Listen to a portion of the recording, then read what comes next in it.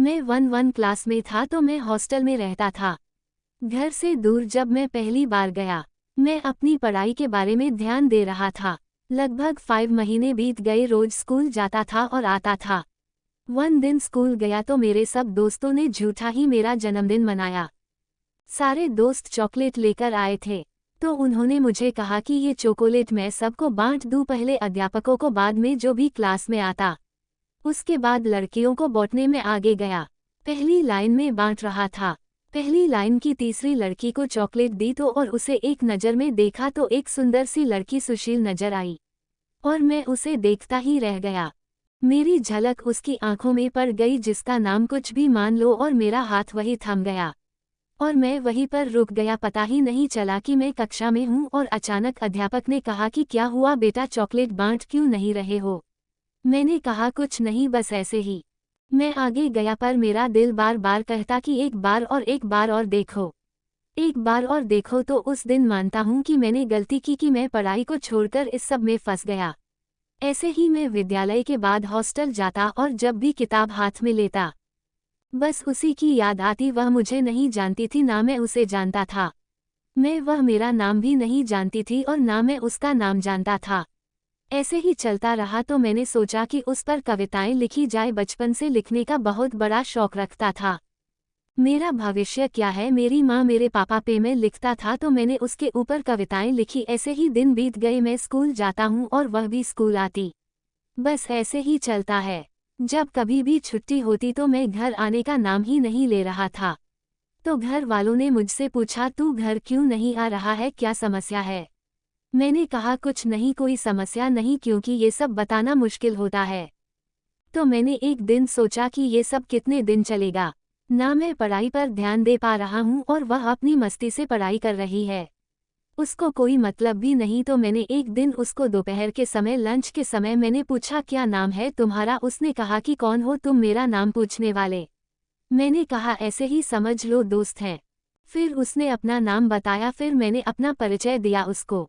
उसने कहा कि मैंने तुम्हारा परिचय पूछा ही नहीं, किसको दे रहे हो तुम अपना परिचय? मैं शर्मा गया और मैं अपने स्थान पर बैठ गया। दूसरे दिन मैं फिर गया, मैंने उसको पूछा पढ़ाई कैसी चल रही है? पढ़ाई के नाम पर मैंने जैसे तैसे उससे बात करने की कोशिश की तो उसे समझ आ गया कि लड़का मुझे छेड़ रहा है।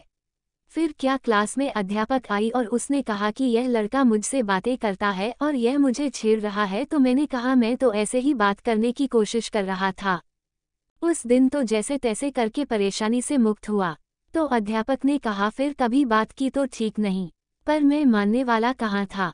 मैंने तीसरे दिन मैंने उससे बात करने की कोशिश की, पर उसने कहा कि शिकायत प्रधानाध्यापक से करूंगी। तो मैंने कहा नहीं नहीं, आगे से मैं तुमसे बात नहीं करूंगा।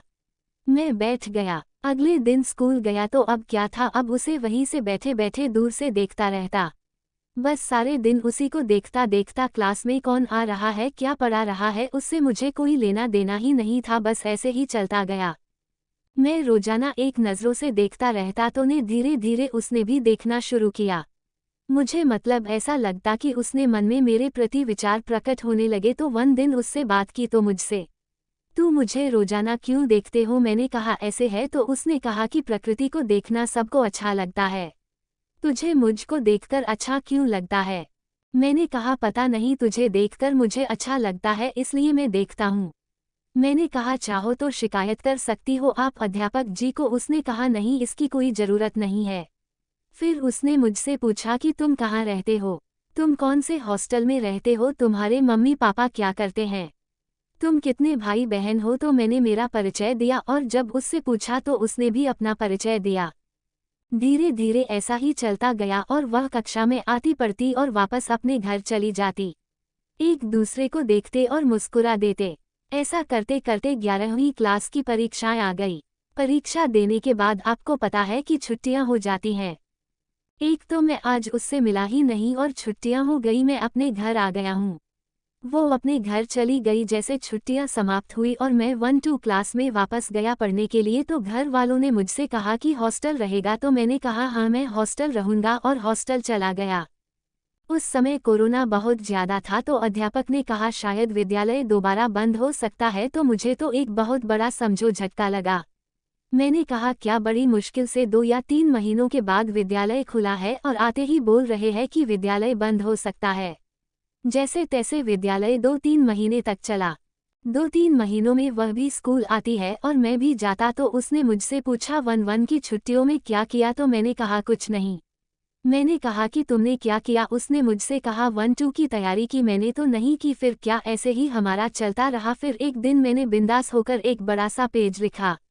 उस पर पूरी अपने दिल की बात लिख दी। मैंने धीरे से उस खत को उसके बैग में डाल दिया उसने घर जाकर उस पेज को पढ़ा और दूसरे दिन उसने भी उतना ही बड़ा है एक पेज लाकर मुझे हाथ में दे दिया। मैंने तो बैग में डाला पर उसने हाथों में दिया मुझे। मैंने सोचा कि क्या पता इस पर क्या लिखा है। जैसे छुट्टी हुई मैं हॉस्टल गया जाते ही उस पेज को बैग से बाहर निकाला और पढ़ना शुरू किया तो उस पर लिखा था मेरा नाम उसने अपना परिचय दिया पूरा और यह समझकर दिल की बात लिखी। तुम भोले भाले इंसान हो अपनी पढ़ाई पर ध्यान दो क्यों इन चीजों में फंस रहे हो। ऐसा कुछ बहुत जो उस पेज पर लिखा हुआ था। मैंने पूरा पढ़ा और लास्ट में उसने लिखा था कि अब कोरोना की छुट्टियां होंगी और विद्यालय बंद हो जाएगा।